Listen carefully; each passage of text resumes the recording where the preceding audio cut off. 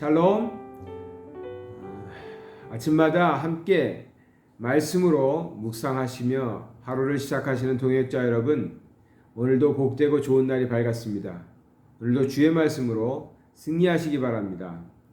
로마서 6장 1절에서 11절의 말씀을 같이 나누도록 하겠습니다. 그런즉 우리가 무슨 말을 하리요? 은혜를 더하게 하려고 죄에 거하겠느냐?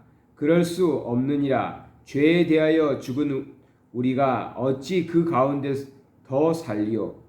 무릇 그리스도 예수와 합하여 세례를 받은 우리는 그의 죽으심과 합하여 세례를 받은 줄을 알지 못하느냐?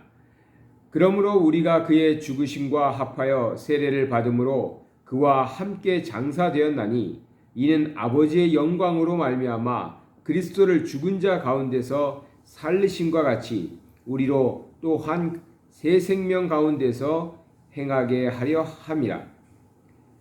만일 우리가 그의 죽으심과 같은 모양으로 연합한 자가 되었으면 또한 그의 부활과 같은 모양으로 연합한 자도 되리라. 우리가 알거니와 우리의 옛사람의 예수와 함께 십자가에 못 박힌 것은 죄의 몸이 죽어 다시는 우리가 죄에게 종노릇하지 아니하려 함이니 이는 죽은 자가 죄에서 벗어나 의롭다 하심을 얻었음이라. 만일 우리가 그리스도와 함께 죽었으면 또한 그와 함께 살 줄을 믿노니 이는 그리스도께서 죽은 자 가운데서 살아나셨음에 다시 죽지 아니하시고 사망이 다시 그를 주장하지 못할 줄을 알미라. 그가 죽으심은 죄에 대하여 단번에 죽으심이요 그가 살아계심은 하나님께 대하여 살아계심이니 이와 같이 너희도 너희 자신을 죄에 대하여는 죽은 자요 그리스도 예수 안에서 하나님께 대하여는 살아있는 자로 여길지어다. 아멘.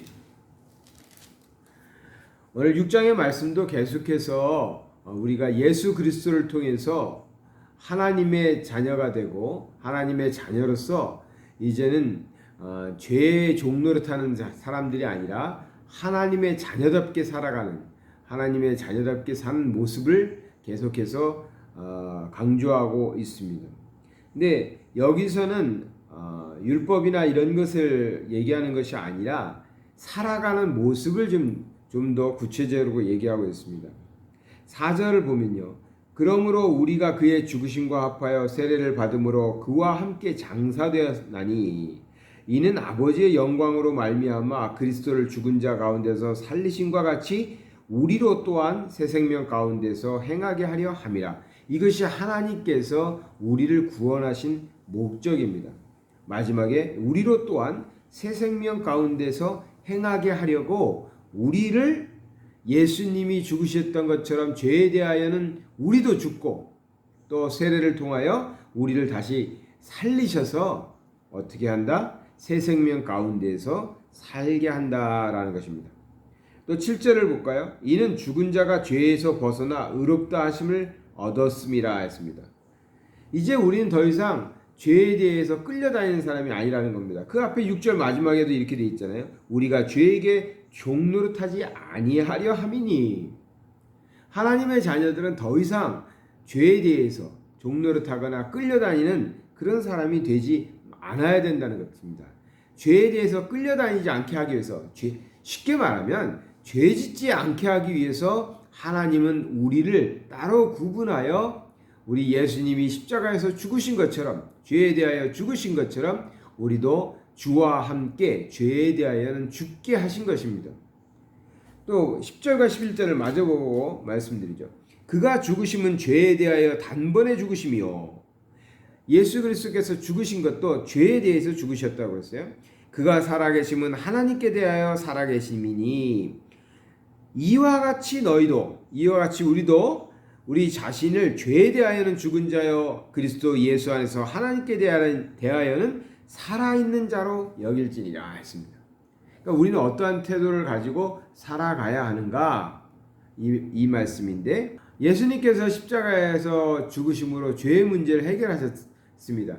그 말은 무슨 말이냐면 우리는 이제 더 이상 죄에 끌려다니지 않는다는 것이죠. 그래서 여기서 죄에 대해서는 죽었다 이렇게 표현하는 것은 죄에 대해서는 우리가 이제 죄에 대해서는 죄에 대한 형벌이 있을 거 아닙니까? 죄를 지으면 형벌 있잖아요. 그 형벌에 대해서는 이제 우리와 관계가 없다. 그리고 우리는 죄에 매여 있지 않는다. 그 표현을 죄에 대해서는 죽은 자여라고 말하고 있는 것입니다. 그러니까 우리들의 삶은 어때야 됩니까? 우리는 더 이상 죄에 끌려다니는 사람들이 아니고 죄 때문에 눌려있는 사람들이 돼서는 안 됩니다. 또 한 가지 중요한 것은 그렇기 때문에 우리는 죄 짓지 않는 사람이 돼야 됩니다. 이제 우린 죄의 문제는 다 해결됐어. 이제 우리가 아무리 죄를 져도 예수 그리스도께서 우리를 위하여 십자가에 죽으셨기 때문에 우리는 형벌이 없어.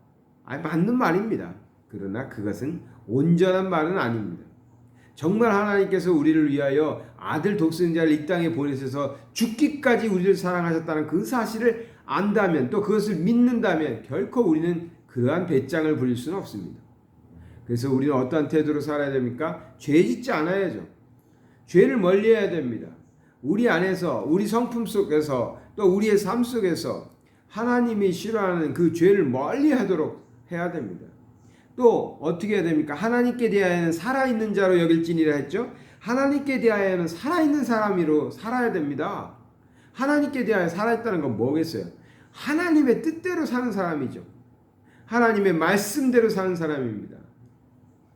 크리스찬이라는 것은 그의 삶을 통하여 예수 그리스도가 드러나는 것입니다. 죄에 대해 죽고 하나님께 대하여 살아있는 것이 우리의 삶의 모습을 통해서, 우리의 언어를 통해서, 우리의 물질을 사용하는 모습을 통해서, 자녀를 양육하는 모습을 통해서, 교회를 섬기는 모습을 통해서, 이웃을 사랑하는 모습을 통해서 드러난다는 것입니다.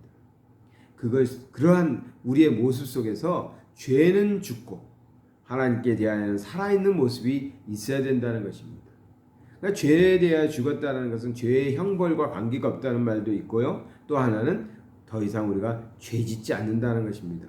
물론 또 죄를 짓기도 하겠지만 우리의 마음속에서 어떻게 해야 돼요? 죄를 멀리하려고 그래요. 죄를 멀리하려고. 자꾸만 타협하는 사람들이 있어요. 크리스찬 중에서도 타협하는 사람들이 있어요. 이 정도는 뭐 어쩔 수 없지. 이 정도는. 그건요, 온전히 하나님을 믿지 않기 때문에 그런 겁니다. 나는 여전히 세상이 좋은 겁니다. 여전히 나는 물질이 좋은 것입니다. 그래서 양쪽을 다 잡고 싶은 거예요. 하나님도 붙잡고 싶지만 세상의 재미도 있거든요. 세상의 물질도 너무 좋은 거거든요. 세상이 주는 기쁨도 너무 좋은 거거든요. 양쪽을 다 붙잡고 살려고 하다 보니까 항상 핑계거리를 만듭니다. 근데 정말 하나님의 사랑 가운데 우리가 산다면, 또 하나님이 우리에게 주신 그 생명을 맛보고 산다면 세상 것은 정말 별것이 아니구나. 욕심이 없어집니다. 욕심이 없어집니다. 아직 어린아이들, 청년들 잘 모를 거예요. 그런데 그들은 또 그럴 수도 있다고 저는 생각해요. 그런데 나이가 적어도 저도 이제 50 훌쩍 넘었으니까 인생에 어느 정도 사신 분들은 인생이 주는 즐거움이 뭔지 다 경험하셨잖아요. 내가 정말 그 즐거움, 그 기쁨, 그 만족을 위해서 한평생 이렇게 살아봤는데 그것이 주는 것이 어떤 것이라는 걸 다 아시잖아요. 그것과 우리 하나님께서 아들 독생자를 통하여 주신 우리의 새 생명, 이 생명 가진 자, 하나님의 생명을 가진 자의 기쁨, 우리는 구분할 수 있잖아요. 우리는 세상 것도 가져봤으니까. 세상의 즐거움도 무엇인지 아니까. 어린아이들이나 젊은 사람들에게는 조금 어려울 수도 있겠죠. 아직 나는 모르겠는데, 하나님의 기쁨도 잘 모르겠고 세상이 주는 기쁨도 아직 모르겠는데. 그러나 우리 성도님들은 많이들 아시잖아요. 가져보셨잖아요. 그것을 통해서 기뻐하시기도 했을 테고 그것 때문에 고통스러워하셨을 테고. 그러나 우리 하나님을 통해서 얻었던 생명의 기쁨은 어떤가요? 그것 때문에 슬펐던 경우가 있습니까? 그것 때문에 속았다고 생각하시는 경우가 있습니까? 비교할 수 없는 거잖아요. 비교도 되지 않는 것이죠. 우리에게 무엇이 있습니까?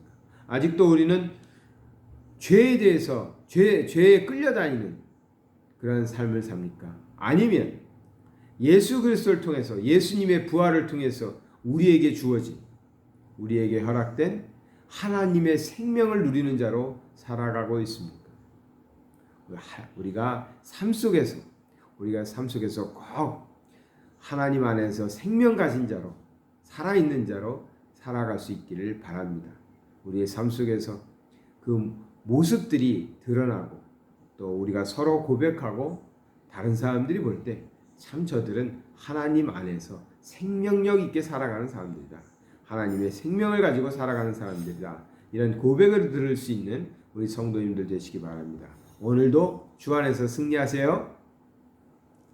사랑의 하나님 아버지 감사드립니다. 오늘 말씀을 통해서 우리가 죄에 대해서는 죽고 하나님께 대하여는 살아있는 자로 아버지 하나님이여 믿음을 주심을 감사드립니다. 우리의 삶 속에서 그렇게 하나님 안에서 살아있는 자로 살게 하여 주시옵소서. 누가 봐도 죄와는 멀고 하나님과는 가까운 사람들 되게 하여 주시옵소서. 아버지 하나님, 성령 하나님, 우리를 인도하여 주시옵소서. 예수 그리스도의 이름 받들어 기도드리나이다. 아멘. 로마서 말씀이 계속해서 반복되고 있습니다. 아마도 바울은 정말 이것을 강조하고 싶었나 봅니다. 예수 그리스도를 통한 구원, 또 구원받은 자의 그 생명 있는 삶, 우리는 그런 사람들입니다. 그것을 소유한 사람들입니다. 오늘도 증거하시면서 또 누리시면서 증인의 삶을 사시길 바랍니다.